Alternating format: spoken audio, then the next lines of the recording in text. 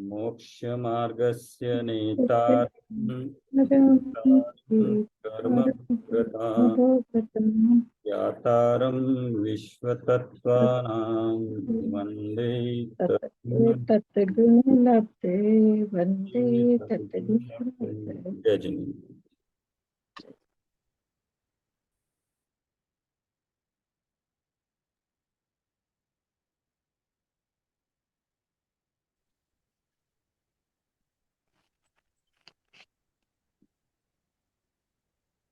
पढ़ना शुरू करो क्या सर?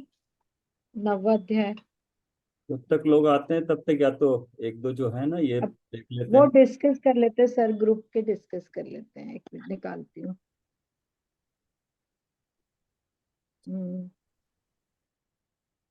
सर वो सोनगढ़ पंचकल्याणक के रजिस्ट्रेशन फॉर्म आ गए हैं हाँ देखा आप। आवास के। हाँ हाँ तो वो एक बार के भर दीजिए, तो मतलब वो फर्स्ट कम फर्स्ट बेसिस पे है। मतलब जो लोग पहले जिनका रजिस्ट्रेशन होगा और जो पहले पहुंचेंगे उनको मतलब वहाँ ही नियर बाय मिलेगा। तो फिलअप तो कर दीजिए उसको। फिर जाना ना जाना जैसा योग बनेगा वैसे ना। Yes yes.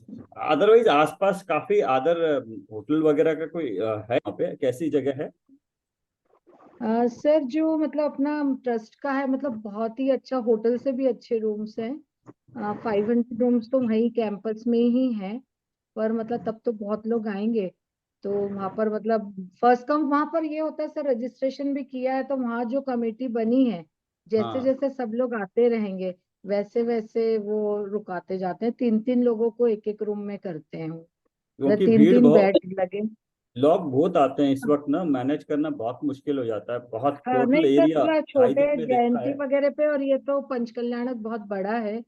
तो मतलब इन लोगों ने पूरा भावनगर, सीहोर, पालीताना सब कुछ बुक कराया हुआ है। मतलब वहां से बसें लगाएंगे। और हम्म। उसमें भी ये है कि जो पहले पहुंच जाएगा उनको मतलब वहाँ कैंपस में वहीं सोनगढ़ में मिलेगा।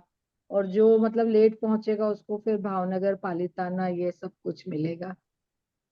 एक्चुअली में मेरे मम्मा वहीं रहते हैं। तो अच्छा हाँ। उन्होंने ही बोला था कि जल्दी से कर दो, मतलब हमें भी यही बोला है।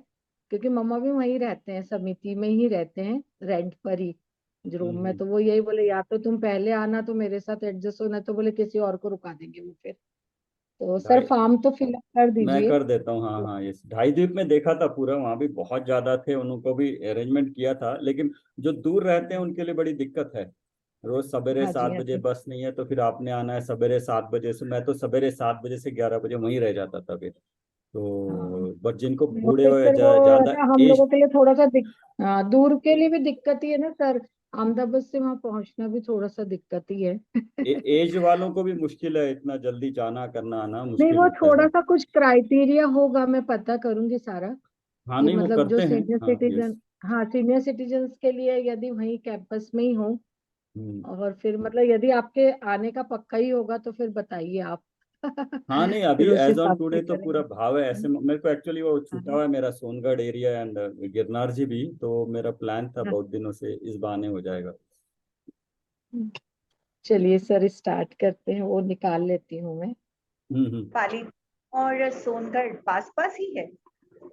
हाँ जी, हाँ जी। अच्छा पालीताना सिर्फ 25 किलोमीटर है। अच्छा और अच्छा। मतलब सोनगढ़ तो बहुत ही अच्छा लगता है। पिछली बार मैं करीबन 20-25 दिन रह के आई थी। मतलब पजेशन मैंने वहीं वहीं किए थे, पजेशन ना। तो हम्म। वहीं बस थोड़ा सा है कि वहाँ गुजराती में ज्यादा होता है। तो थोड़ा सा लैंग्वेज का रहता है। पर भाव वो समझ में आ हिंदी, जाता है। हाँ नहीं, और अब मुझे लगता है थोड़ा ज्यादा समझ में आएगा। और हिंदी के मतलब सब टाइटल आते हैं, बड़ी बड़ी स्क्रीन्स लगी होती हैं।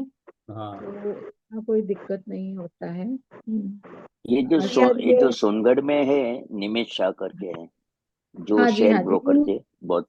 हाँ और जी, उन्होंने हाँ जी। इधर महालक्ष्मी में, अरे सॉरी, विले पार्ले में बहुत हाँ वो अच्छा जो मंदिर, मंदिर हाँ करवा। वो तो वो ज्यादा निमेश भाई का ही है वहां पूरा पे। उनका ही है, सब पूरा उनका ही हाँ है। मतलब निमेश जब शाह जो भी तो सारा रहने, वो है ना, वैल्यू रिसर्च कुछ उनका है ना। वो ये शेर। वो शेयर मार्केट का है। पहले वो ये थे, शेयर ब्रोकर थे। फिर बाद हम्म, में उन्होंने शेयर ब्रोकर के अंदर इतना बहुत साल काम किया, अच्छा काम किया। तो वो बाद में गुरुजी के उसमें उन्होंने फॉलोअर करके फिर बाद में पार्ला के अंदर जो मंदिर बनाया है वो हाँ इतना जी, बढ़िया मंदिर है। बहुत અને खूबसूरत। हाँ, અને उन्होंने जो जो इंद्र बने थे उनमें कोई बोली नहीं लगी थी। वो बने थे बाद में, सब 11 लोगों ने अपने आप ये करवा दिया पूरा। मैंने पूरा पंच कल्याण में मैंने अटेंड किया था, हाँ जी, मेरे घर वहाँ के की पास में है। प्रतिमा जी हाँ, बहुत अच्छी है, पूरा हाईटेक अरे है, वैष्णव। एकदम सुंदर है। अगर आप बहुत ही बोले तो मैं हाईटेक आप मंदिर है उसमें वो। रखूंगा। इस अ, अरे बार बहुत गया था, बहुत हाईटेक अच्छा है। मंदिर है, सब कुछ ठीक ठाक अभी भी बढ़िया है। हाईटेक जो मंदिर है। वहां पर भी एयर मैक्सिमम नीरज भाई का ही है, जो मतलब रहने एयर करने का भी कंडीशन जो है। बनाया है, हाँ, सारा कुछ उन्होंने ही बनवाया है।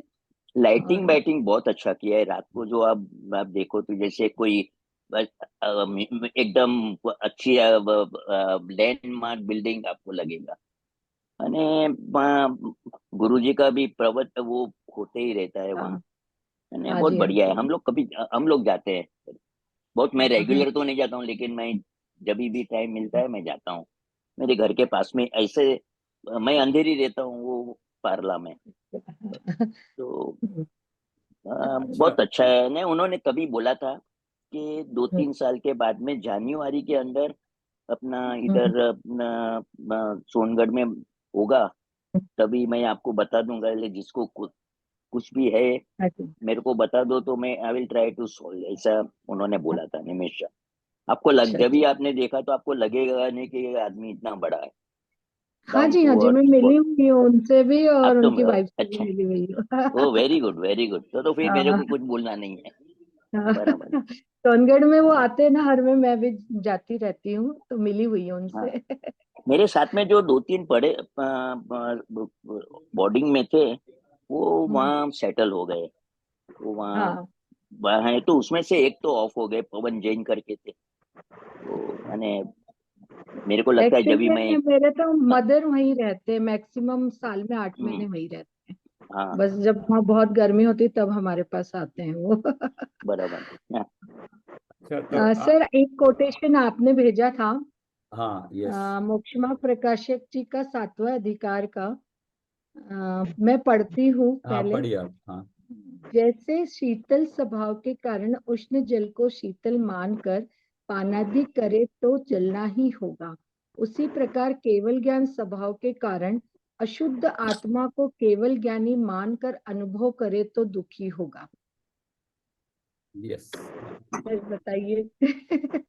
हाँ, इसमें ये वो एक्चुअली क्या है, मेरे ख्याल से 7वां अध्याय है ना, उसमें ये हाँ जी, निश्चयाबाजी का होगा शायद। क्योंकि निश्चयाबाजी को हाँ, बोलते हैं ना कि अब केवल ज्ञानी हो, आपको तो अभी केवल ज्ञान, अभी आप केवल ज्ञानी हो, आपको द्रव्य, बट उसमें ये नहीं, इसमें ये अपेक्षा नहीं लिखी है द्रव्य दृष्टि से, बट उसका मतलब यही है कि अभी आप अगर केवल ज्ञान स्वभाव के कारण, अभी केवल ज्ञान स्वभाव में है, उसकी तरफ दृष्टि करना है, लेकिन उसमें वो वट के बीज के समान उसको सींचना पड़ेगा, तब जाके वट का पेड़ बनेगा। लेकिन आज के दिन वो पेड़ नहीं है, उसमें योग्यता है वट का पेड़ बनने की, केवल ज्ञान प्राप्त करने की, ज्ञान में योग्यता है। बट आज के दिन वो केवल ज्ञानी नहीं है। तो ये द्रव्य दृष्टि से कि अभी अपनी क्लास में भी आता है ना, कि वो के हम द्रव्य दृष्टि से, स्वभाव से केवल ज्ञानी हैं, लेकिन साथ ही साथ हमारे पर्याय में अभी अशुद्धता है। उस अशुद्ध आत्मा को केवल ज्ञानी मानकर अनुभव करे तो दुखी होगा, क्योंकि अभी संयोग है ना सारे, कि हमारे राग द्वेष भी है, संयोग भी है, औदैहिक भाव भी है, मोह राग द्वेष भी है, तो अज्ञान भी है, तो सभी कुछ है। तो स्वभाव की तरफ देखने से पर्याय में केवल ज्ञान उत्पन्न होगा, ये समझना जरूरी है। क्योंकि एग्जाम्पल बहुत सटीक दिया, शीतल स्वभाव के कारण उष्ण जल को, हाँ जी, स्वभाव तो शीतल है, लेकिन अभी उष्ण जल उसको निमित्त मिला है हाँ, शीतल मानकर। इसके कारण भी हाँ, दो है। पानी गर्म इसलिए होता है दो कारण से, एक तो उसमें गर्म होने की योग्यता है, तो जीव में ही मोही राग द्वेष होने की योग्यता है उसमें, वो मोही रागी द्वेषी हो सकता है निमित्त का, और संसार में निमित्त मिलते हैं तो मोही रागी द्वेषी होता है। लेकिन उष्ण जल को, उसका स्वभाव ज्ञान स्वभाव है, ज्ञायक स्वभाव है, उस स्वभाव को अभी निमित्त के कारण उसमें राग द्वेष है, मानकर पान आदि करे तो जलना ही होगा। अगर वो कहेगा कि जल का स्वभाव शीतल है और वो गर्म पानी को पी लेगा तो वो तो जलेगा ना। तो तो चलेगा इसी ही। तरह से बहुत ही इसको ये इसलिए 7वें अध्याय ना बहुत इंपॉर्टेंट है। उसमें हम जैसे स्वाध्यायों के लिए जो छोटी मोटी भूल रह जाती है ना उसको निकालने का प्रयास किया इन्होंने। तो दृष्टि दृष्टि द्रव्य पे होनी चाहिए, लेकिन पर्याय का भी ज्ञान होना चाहिए। सर नेक्स्ट वाला जो मैंने भेजा था ये क्रमबद्ध और उससे रिलेटेड है थोड़ा सा। Yes yes. जो जो देखी वीत रागने सो सो होसी वीरा रे अनहोनी नहीं होत से काहे को होत धीर अधीरा रे। जो कार्य जिस क्षेत्र जिस काल जिस रूप में होना होता है वह उसी क्षेत्र में उसी काल में उसी रूप में होता है। उसे कोई भी व्यक्ति बदलने में समर्थ नहीं है। फिर भी अज्ञानी जीव व्यर्थ की आकुलता करके दुखी हुआ करते हैं और ढोंगी पाखंडी साधुओं के चक्कर में आकर अपना सब कुछ खो बैठते हैं। इसमें कोई आश्चर्य की बात नहीं है, क्योंकि विवेक बिना मनुष्य पग पग पर ही ठगाया जाता है। आप अगर हर कोई एक एक मिनट इसको अपने तरह से थोड़ा चिंतन करके बोलेगा तो आपको भी थोड़ा चिंतन करने का अवसर मिलेगा। जैसा भी आप सर ये समझते मतलब हैं हम, वो हाँ जरूर मैं बोलिए। थोड़ा सा बताती हूँ। हाँ हाँ। जैसे हमने क्रमबद्ध में पढ़ा है और अब तो हम जानते भी हैं कि जब जो होना है वो निश्चित है, मतलब जो निमित्त मात्र होता है, पर हम वो निमित्त को ही मतलब और मतलब जब जो होना है वो निश्चित है, फिर भी हम लोग इतने ज्यादा आकुलित होते हैं और व्यर्थ में फिर मतलब उससे हम अपने आप को कनेक्ट करके मतलब बहुत ज्यादा और बंध बांधते हैं। और जैसे इनमें लिखा है ढोंगी पाखंडी का लिखा है, तो मतलब यही है कि जब थोड़ी सी भी प्रतिकूलताएं आती है, हम जानते हुए भी कि जब जो होना है वो निश्चित है, फिर भी हम मतलब दूसरे मिथ्यात्व में आते हैं। यहाँ ढोंगी पाखंडी का लिखा है, पर जो लोग थोड़ा सा भी तत्व जानते हैं वो मतलब मिथ्यात्व के उसमें आते हैं और मतलब मिथ्यात्व से उसको कर मतलब मिथ्यात्व का पालन करते हैं। मतलब मैं एकदम शब्द नहीं आ रहे हैं कि मतलब हम फिर उसको मतलब सब कुछ सच, जबकि हमें पता है कि मतलब जब जो होना है वो निश्चित है, फिर भी मतलब हम आकुलता करके दुखी तो होते हैं। इसका अगला क्वेश्चन यही आता है ना, तो क्या हम कुछ भी नहीं करें? जब सब कुछ होना है तो हम क्या करें फिर? नहीं, हमें पुरुषार्थ तो करना पड़ेगा यदि हमें ये पुरुषार्थ भी किस में पता है कि करोगे? हम पुरुषार्थ किस मतलब में करोगे? सबसे ज्यादा हर जगह कनेक्ट तत्व ज्ञान ही। यदि तत्व ज्ञान का हम बिल्कुल दृढ़ निश्चयी हो तो शायद हम इसमें ना फंसे मिथ्यात्व में, पर हम इतने अभी मतलब नहीं है स्ट्रांग कि हम उसको एकदम से ठीक है। आकुलता आती है। और मतलब उसका भी हम ये कि मतलब फिर एकदम से समाधान करें, समता भाव रखें, क्योंकि मतलब ये कि जो होना था वो कर्म में तो होगा ही सही, निमित्त ये लगा उसका, पर उसको मतलब फिर वापस से हम समता भाव रख के मतलब ज्यादा उसमें मतलब वो ना करे, कनेक्ट ना हो उससे। ठीक है, बढ़िया है। सुमन जी कुछ बोलेंगे? आप दे पढ़ पा रही हैं? समझा आपने? हाँ हाँ हाँ, वही बात है कि ये जो सिद्धांत है कि जिस समय जो होना है उस समय वो होगा, निश्चित है। अगर ये सिद्धांत को दृढ़ता से श्रद्धा में ले आए तो हर समय फेर फार करने की, उसको बदलने की कोशिश व्यर्थ है। पुरुषार्थ वही है कि जो जैसा सामने आया है उसको उस रूप में स्वीकार करना पुरुषार्थ है, बिल्कुल ना सही। कि यस उस यस। फार बदलना, फेरफार करना, आकुलित होना। क्योंकि निश्चित मतलब वही बात है कि जैसे हम कोई अव्यवस्थित चीज देखते हैं तो ये मानना चाहिए ये ऐसा अव्यवस्थित होना ही क्रमबद्ध पर्याय है, व्यवस्था है वो। व्यवस्था है। यस यस, यदि अव्यवस्थित ये होने का भी व्यवस्था है। यस यस हाँ, यस, बिल्कुल सही। अगर ये दृढ़ अच्छा। श्रद्धा में आ जाए तो बहुत चीजें छूट जाती है, आकुलता छूट जाती है, व्यर्थ का पुरुषार्थ छूट जाता है, फेरफार करने का पुरुषार्थ छूट जाता है। यस, इसमें हाँ, व्यवस्था में वो नाटक का उदाहरण आया था। एग्जैक्टली। मतलब यस यस। जब क्रमबद्ध पढ़ा था कि नाटक में यदि किसी को गरीब दिखाना, अव्यवस्थित दिखाना है तो वैसा ही दिखाएंगे, वो एक एग्जाम्पल आया था। ये बहुत अपने सुंदर। प्रमोद सर, हाँ प्रमोद सर, हाँ जी। अपना कुछ राखी जी आप भी भी हैं। बोलिए, अपना अपना व्यू बताइए। ये आप पढ़ पा रहे हैं ना? क्या आ, डिस्कस? हाँ, नहीं देख, दो मिनट क्रमबद्ध में बोलिए, मैं दो ऐसा, शॉर्ट में। हाँ, हाँ जी, क्रमबद्ध में मैं ऐसा मानता हूँ कि क्रमबद्ध नहीं है, बोलते कि इसके बारे पुरुषार्थ में क्यों, क्रमबद्ध तो हमने बोला है, आप इसको देख के क्या हाँ, समझते हैं? हाँ हाँ, यस। इसलिए मैं ऐसा समझता हूँ कि वो जो आप इसमें एक और होने चीज वाला, याद रखना, जब भी आप मतलब आप अपना व्यू दे रहे हैं, उसमें एक्चुअली अपना व्यू मतलब तत्व ज्ञान के पॉइंट ऑफ व्यू से होना चाहिए, मतलब आपने जो समझा हाँ है। जी। क्योंकि हाँ। जितना भी आगम ज्ञान है, आगम ज्ञान को हमें स्वीकार करना पड़ता है, हमारे हिसाब से आगम ज्ञान चेंज नहीं होता है, ये एक चीज क्लियर होनी चाहिए। बराबर है। तो क्या है कि हम ऐसा समझेंगे कि वो जो होने वाला है तो हम पुरुषार्थ नहीं करेंगे, तो ऐसा है कि जब भी कोई मेरे को बोला कि यार आपको मिलने वाला है, तो मेरे को पुरुषार्थ तो करना ही पड़ेगा।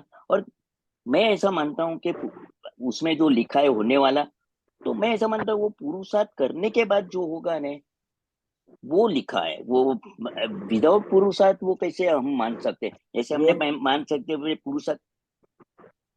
वो तो फिर वो हो गया कि जो क्या करे, कर्म किए जा फल की चिंता न कर, या जो फल मिलेगा उसको एक्सेप्ट कर, वो तो हाँ, फिर तकरीबन करेक्ट। गीता जैसा हो गया वो।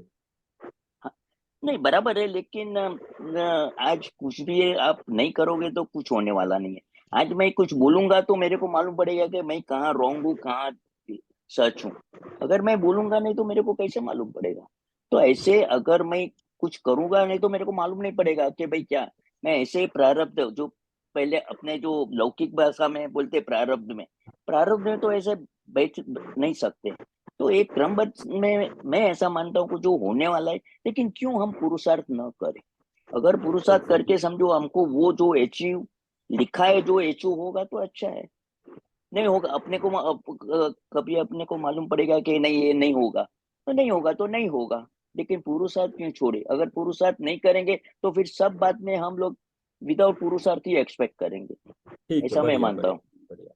कुसुम लता जी, आप कुछ बोलिए। हाँ, तो क्रमबद्ध प्रक्रिया को अपन ने समझा, मतलब इसको कि हाँ जिस हाँ समय जो होना है वो होगा। और मतलब तो अपन ये सोच कर के चुप तो नहीं बैठ सकते नहीं, कि बट जो होगा, मैं यदि थोड़ा डायरेक्शन भी अपने को। देता हूँ आपको, कि अभी हम बोल हाँ, रहे हैं कि एक तो पुरुषार्थ करना है, तो पुरुषार्थ किसमें करना है, किसने करना है। सुमन जी ने सही बताया कि जो जो वस्तु स्थिति समझना ही पुरुषार्थ है। एक और तो पुरुषार्थ करना किसमें है, और जो होता है उसको एक्सेप्ट क्या करना है, किसमें एक्सेप्ट करना है। श्रद्धा रखनी पड़ेगी अपने को तत्वों के ऊपर, कि जो तत्व में अपन ध्यान दो बराबर, उसके ऊपर श्रद्धा रखो और पुरुषार्थ करते रहो कि जो जो है वैसा तो होगा ही। और अपन करो मतलब उसमें थोड़ी मेहनत, कि भाई जो परीक्षा में पढ़ेगा वो पास होगा, नहीं पढ़ेगा तो नहीं होगा। तो इसके लिए ये तो नहीं कि वो पढ़े ही नहीं। बट पुरुषार्थ तो करेंगे पढ़ना किसमें, पॉइंट ये है कि पुरुषार्थ करेंगे किसमें। क्या हम वो पर में अपना लक्ष्य पुरुषार्थ होगा, करने से फल मिलेगा। जिसमें अपना लक्ष्य होगा। यस यस, ये तो उसमें इम्पोर्टेंट है। करेंगे ना, जिसमें अपना लक्ष्य होगा कि अपने को इस लक्ष्य को पाना है, उसके लिए पुरुषार्थ करना है, चाहे सफलता मिले या ना मिले। हाँ, बट जिसमें अगर पुरुषार्थ सही डायरेक्शन में हो तो उसमें फल जरूर मिलेगा। अगर पुरुषार्थ सही जगह पे, हाँ, सही सही डायरेक्शन जगह में सही करेंगे, ने मिलेगा। किया, पुरुषार्थ करेगा तो पक्का मिलेगा। वो है। मिलेगा। अच्छा, ठीक है। और राखी जी, रेखा जी भी हैं। हाँ। जी जय जिनेंद्र अच्छा, प्रणाम। जय जिन। एक ये आपने देखा है इसमें व्हाट्सएप में एक आया था ना, एक हाँ ये है, हाँ उसको डिस्कस कर रहे थे, थोड़ा सा चिंतन चले, सबका डिस्कशन भी चले, सब अपना अपना क्या विचार है वो भी डिस्कस करे, इसलिए वो पॉइंट डिस्कस कर रहे हैं। तो आप देख पा रही हैं व्हाट्सएप में जो है। हाँ, मैं अपना विचार ये बोल सकती हूँ कि कोई भी कार्य होने में 5 समवाय तो लगते हैं। एग्जैक्टली, बिल्कुल सही। हाँ, तो उसमें 4 चीज अपने हाथ में है ही नहीं, बिल्कुल सही। और नॉलेज भी नहीं है उस चीज का। 4 चीज तो अपने बस में है ही नहीं, तो बस में खाली एक चीज है अपने हाथ में, पुरुषार्थ। एग्जैक्टली। एग्जैक्टली तो पुरुषार्थ एक ही चीज है जो अपने हाथ में है। अगर बाय चांस मान भी ले, अगर चारों चीज अगर अपना होने का है, सब चीज अगर परफेक्टली है, लेकिन अगर हम उस टाइम अगर पुरुषार्थ नहीं की तो उस चीज से चूक जाएंगे।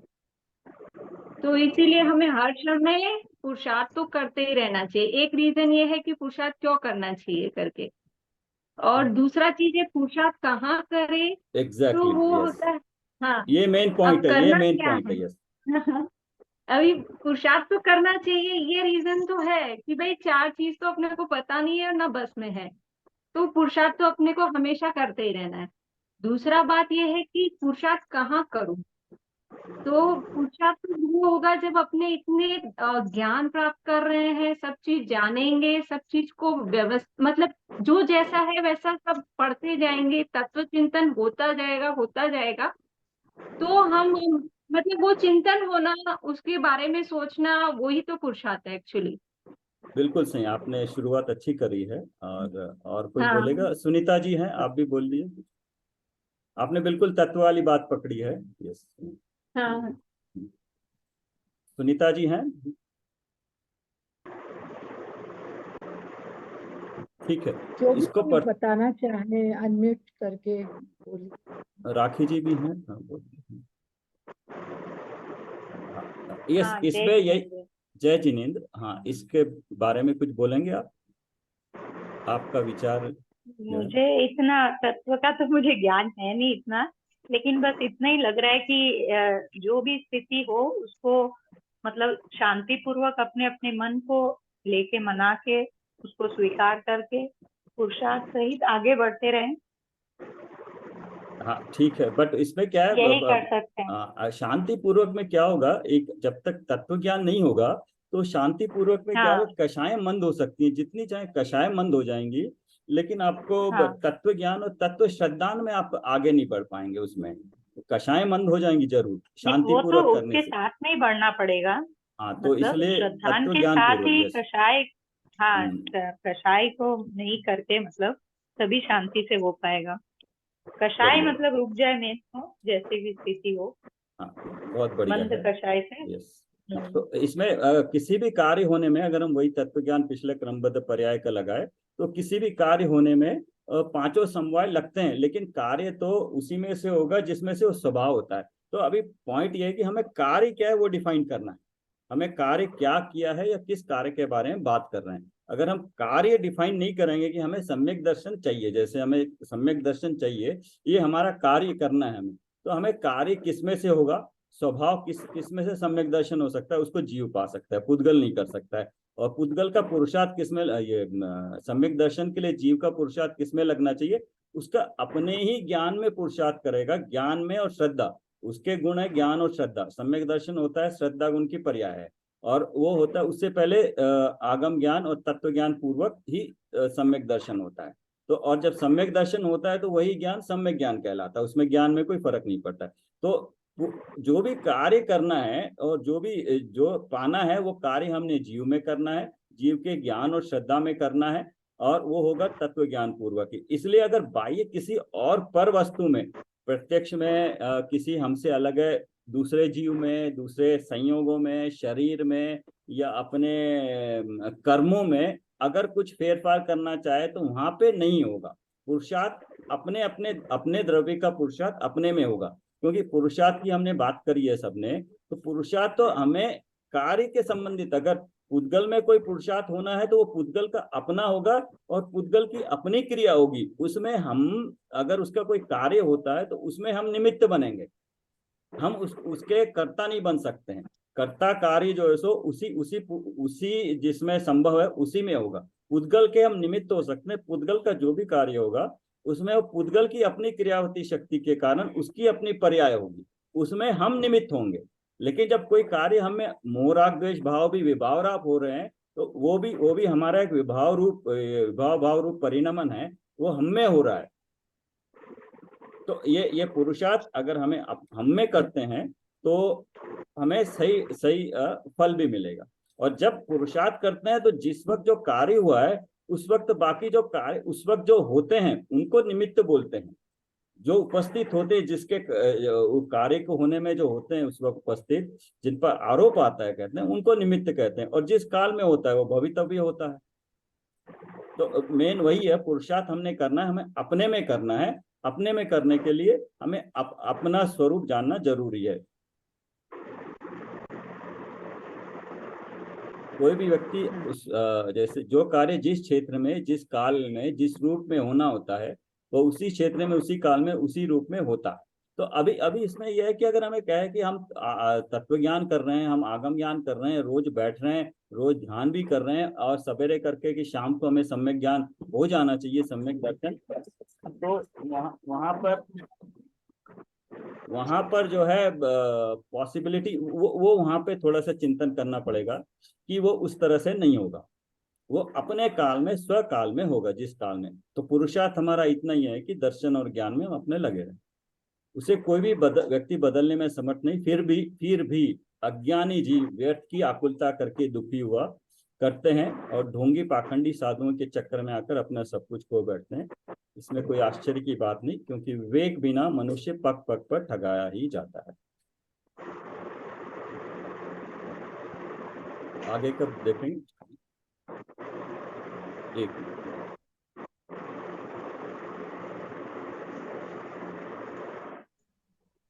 सर 9वां अध्याय मतलब सवर तत्व से शुरू करें, वापस से जो रिवीजन करना है।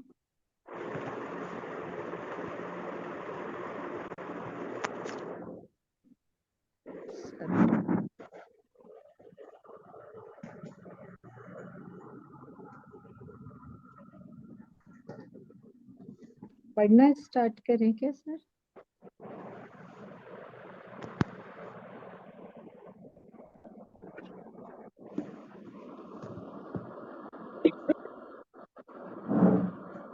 कुसुमलता जी आप स्टार्ट कीजिए, बुक है आपके पास तो। हाँ है। सर शायद म्यूट। 9वां अध्याय पृष्ठभूमि से पढ़े। वो हाँ, जो मैम के साथ अपन साथ साथ रिवाइज करेंगे तो अच्छा, फिर हम लोगों के लिए गंडर देने के लिए भी बहुत अच्छा हो जाएगा। मैम कल बोले भी थे कि हाँ। 2-2 गंडर दें, तो अपना रिवाइज हो जाएगा, तो हम लोग 2-2 गंडर देते रहेंगे मैम के साथ ही। स्टार्ट 9वां अध्याय। अभी मोक्ष मार्ग प्रकाशक पढ़े 9वां अध्याय। नहीं नहीं, इस बार अपने पास मोक्ष मार्ग प्रकाशक नहीं है, अपने पास सूत्र जी है, तत्वार्थ सूत्र जी है। नेक्स्ट सेमेस्टर है मोक्ष मार्ग प्रकाशक। हाँ, मेन नेक्स्ट टाइम नए गाइड ही है मेन। कुसुमलता जी। आरंभ के एक अध्याय में सामान्य विवेचन और 3 अध्यायों में जीव तत्वार्थ, 5वें अध्याय में अजीव तत्वार्थ, 6ठे 7वें अध्याय में आश्रव तत्वार्थ और 8वें अध्याय में बंध तत्वार्थ की चर्चा हुई। अब इस 9वें अध्याय में संवर और निर्जरा तत्वार्थ की चर्चा आरंभ हो रही है। आश्रव और बंध तत्वार्थ मूलतः संसार है, संसार के कारण है, और उनके अभाव निरोध रूप संवर और निर्जरा तत्वार्थ मूलतः मोक्ष के कारण मोक्ष मार्ग रूप तत्वार्थ है। आश्रव और बंध के कारण रूप भाव आश्रव और बंध के कारण रूप भाव मिथ्यात्व, अविरति, प्रमाद, कषाय एवं योग है। प्रकृति और प्रदेश बंध के कारण रूप योग संसार के कारण नहीं है। शेष मिथ्यात्व आदि 4 भाव संसार रूप है। संसार के कारण रूप भाव भी है।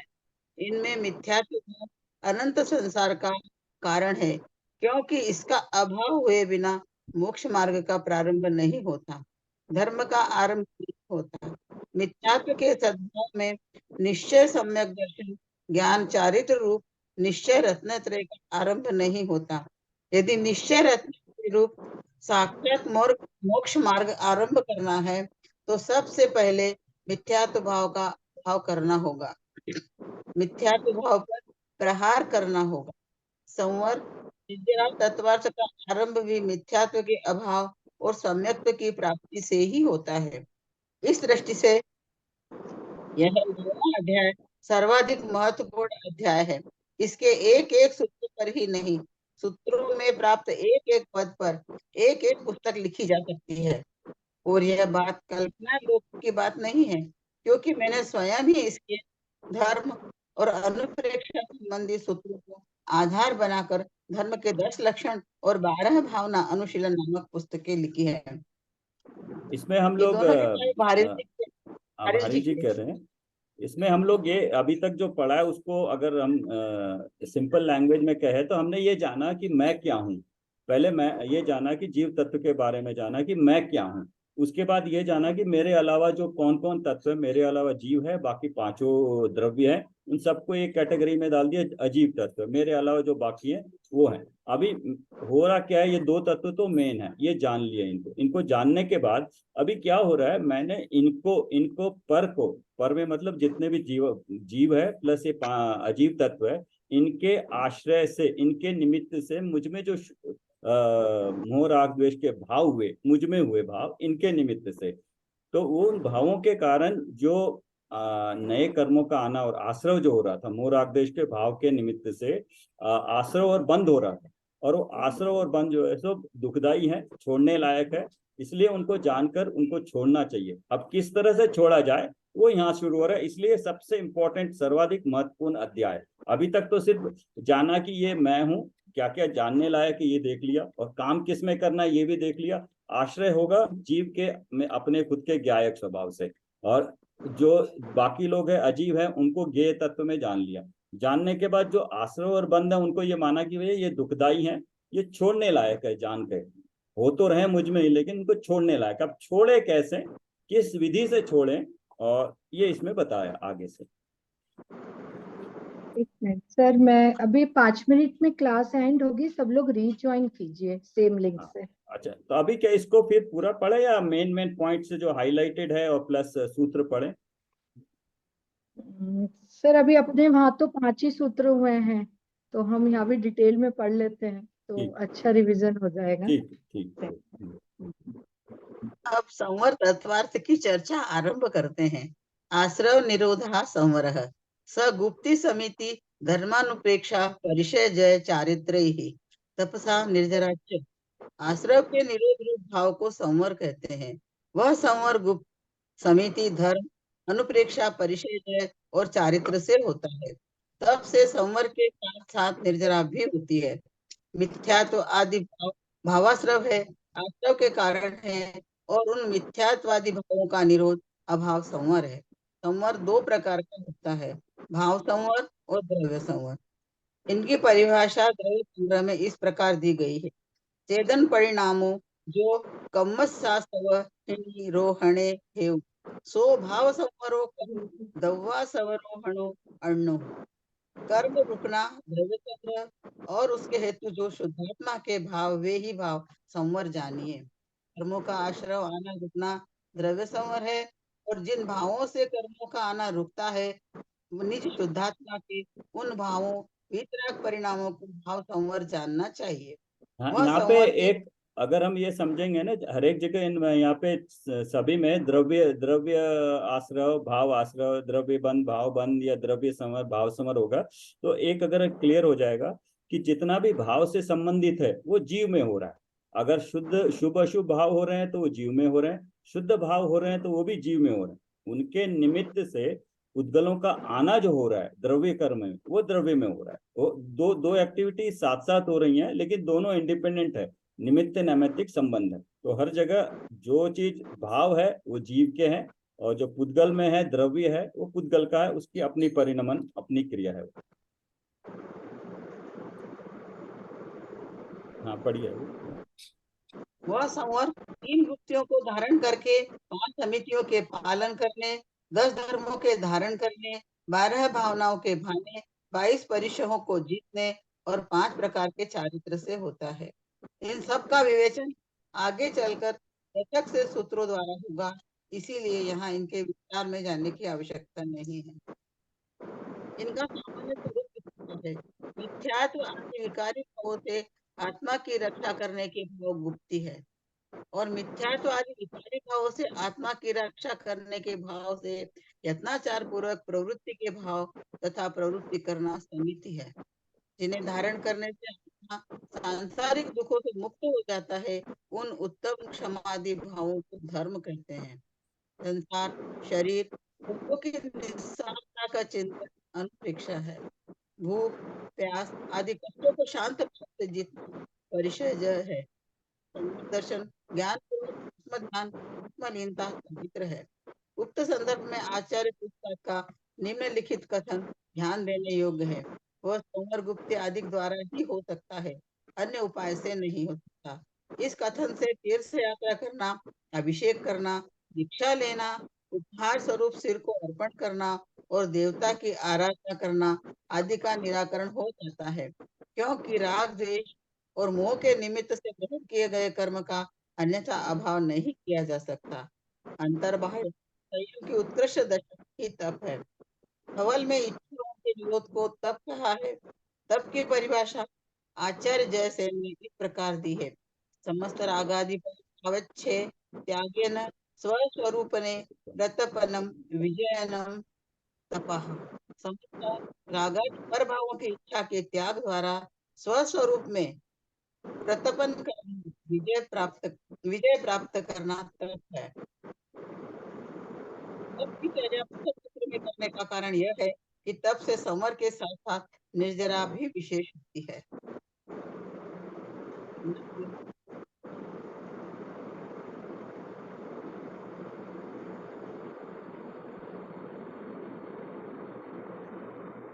कोई और पढ़े, आगे पढ़े। गुप्ती और समिति, नहीं, इसको क्लियर करना है क्या कि हाँ? ठीक है, हाँ इसको ठीक, ये क्लियर करना है। हाँ प्रतपन मतलब तपना बताया था, तपाना है, हाँ, तपाना। तपाना है। और समर होगा तो निर्जरा होगी, जरूरी नहीं है। समर के साथ साथ आगे के भाव और शुद्ध होंगे तब जाके निर्जरा होगी। जब तप करते हैं तब समर और निर्जरा दोनों होती है। लेकिन समर है कर्मों के आने का रुकना, तो शुद्ध भाव का होना और उसमें टिके रहना, वो है उसके निमित्त से निर्जरा होना।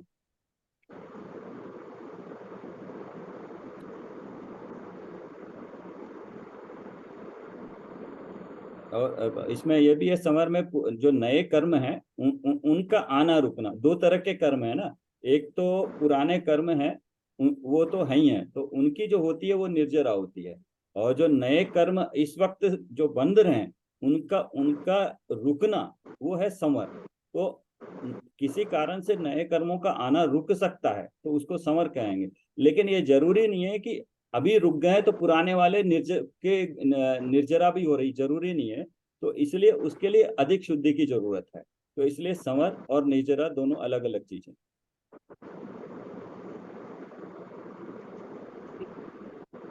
और कोई पढ़ेगा कि नहीं? पुराने कर्मों का क्या बताया आपने? पुराने कर्मों का निर्जरा होती है। पुराने कर्म अब जो बंधे हुए हैं, सत्ता में हैं, उनको कहते हैं सत्ता में हैं, अगर वो हैं तो उनकी निर्जरा होना मतलब उनका खिर जाना। वो तो अपने समय में आके एक एक समय में खिरेंगे, वो अलग चीज है। लेकिन निर्जरा मतलब जो सकाम निर्जरा है, काम वाली निर्जरा है, वो शुद्ध भावों के निमित्त से एक साथ बहुत सारे कर्मों के पुराने कर्म जो सत्ता में उनका उदय में आके खिर जाना, उसको कहते हैं निर्जरा। लेकिन कर्म तो प्रति समय बंध रहे हैं, तो इस समय भी जो बंध रहे हैं, अगर इस बंधने को रोके हम शुद्ध भाव के निमित्त से, तो जो कर्मों का आना रुक रहा है वो समर कहलाए। लेकिन समर होते वक्त पुराने कर्मों की निर्जरा हो ऐसा जरूरी नहीं है। अच्छा, उसमें ऐसा तब मतलब अंतर्भाव संयम होना चाहिए, तब मतलब वो होगा, दोनों तरफ के संयम से होगा तब होगा, सब निर्जरा होगी। उसमें उसमें रमना, समर में क्या है, जैसे छोटी शुद्धि है, थोड़ी देर के लिए शुद्धि है, समर हुआ, लेकिन उसमें और ज्यादा देर शुद्धि की वृद्धि होते रहना, तब जाके निर्जरा होती है। तब होगी। सम्यक के काल में भी, जैसे सम्यक के काल में मिथ्यात्व का बंध नहीं होता है, और मिथ्यात्व का बंध भी नहीं होता, और मिथ्यात्व का उदय भी नहीं होता है। लेकिन मिथ्यात्व सत्ता में पड़ा रहता है उसके। और निर्जरा इस तरह से होती है कि जो 70 कोड़ा कोड़ी अगर सागर के भी हैं, बंधे हुए